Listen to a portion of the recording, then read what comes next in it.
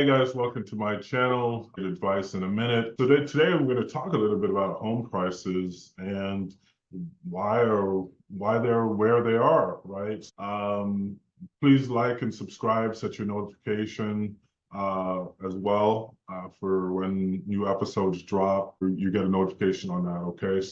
Just to start off with how things accelerated to where we are, and this was largely due to the Biden administration, or during that time. You had an extreme on one side and an extreme on the other side. There wasn't any balance whatsoever. So the extreme on one side is that they wanted to make sure that the money was still flowing in the economy within the United States of America. What they did was they made sure they kept interest rates at historic lows, and it basically accelerated the home buying process. But at the same time, it created an inflationary home pricing market. And I say this all the time, people are, buying homes at a crazy rate. They were refinancing and buying homes at over $100,000 to $250,000 over ask. Or, lined up for blocks during the pandemic, to try to buy a home. So what's happening now is because of what happened then, right? Now you have Kamala Harris during the campaign saying that we're going to build 3 million homes in order to ease home prices. First of all, government does not build homes.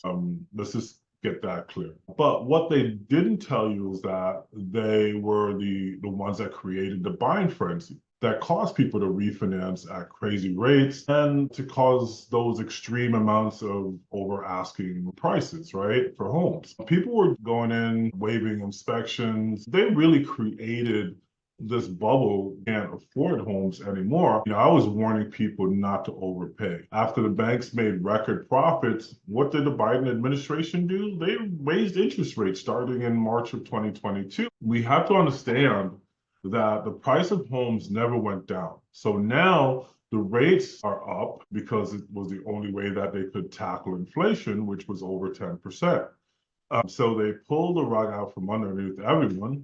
They made you buy a home for over $200,000 over asking, skipping inspection, and then they raised interest rates that prevented you from buying a home. So now the people that are out there trying to buy a home is dealing with a double whammy, right? Because the prices are going to stay high or the same. Nobody wants to lose out, right? Now, typically in the times of situation where rates are high, now, typically in this type of situation, when rates are high and home prices are high, it tends to create a bubble in most instances.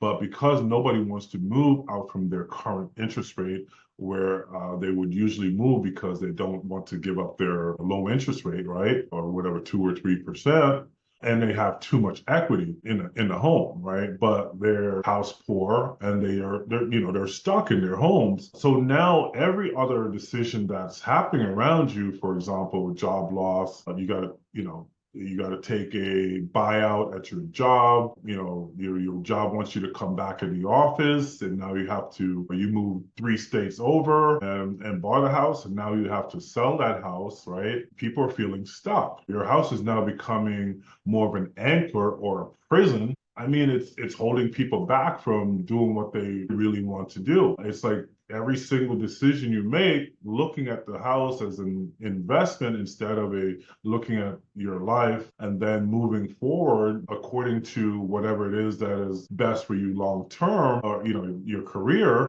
Your house looks, you're looking at it as an investment, but you can't imagine how much money you're possibly losing by staying there. Right? You can't get the job you want. You're stuck. You lost your job because you bet 360 mortgage payment on work from home, and now your employer wants you back in the office. Why? Because you don't want to give up that interest rate, because you refinanced or you bought the home, even though you paid 200,000 over asking in 2021 and 2022. Your house is keeping you poor.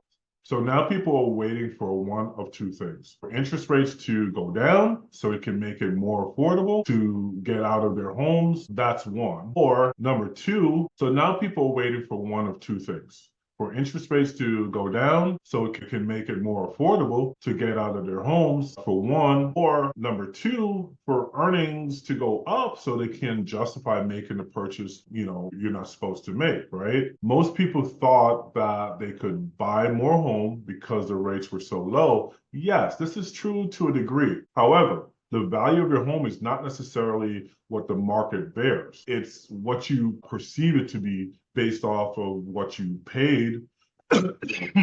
And excuse me, and you're not looking to lose money based off what the market price is of your home. So you have to live in it for the next 10 to 15 years to even justify the cost of it, right? Meanwhile, your property taxes, your insurance are going up, and you can't even pull money out of it because that would mean you'd have to refinance or get a home equity line of credit at a bigger rate. And this is the part that people can't even have a conversation about. So on my call, I am going to educate you, give you the tools to make a smarter decision. I'm going to tell you all of the factors because I've seen it before. I've seen this in '07. I've seen this in '08.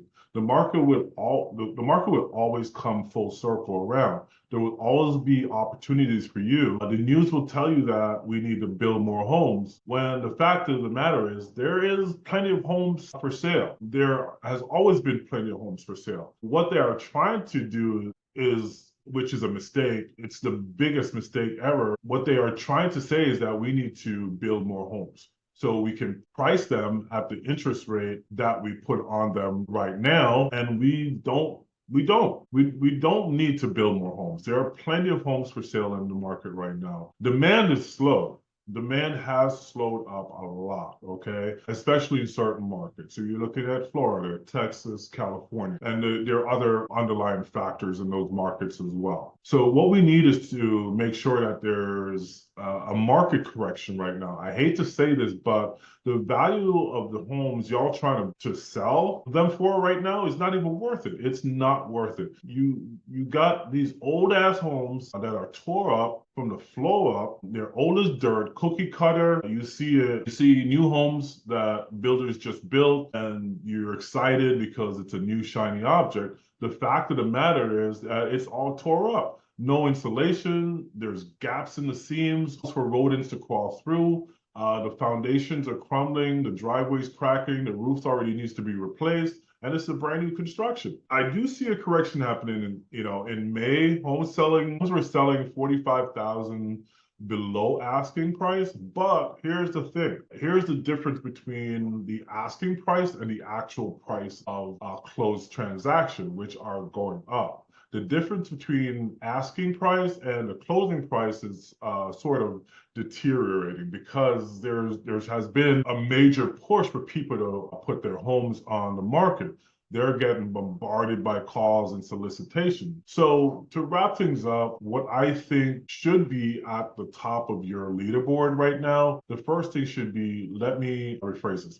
One of the top things should be to get from under your mortgage. Second is to call me so we can come up with a strategy for you moving forward if you're looking to stay in this market in this current climate. And I'll discuss with you what the pillars are, where you should be, and how competitive you should make your offer or not competitive based on the market that you're in. All right, guys, lock 'em and dock 'em, and thank you for tuning into this episode of my podcast, and we'll see you on the next one.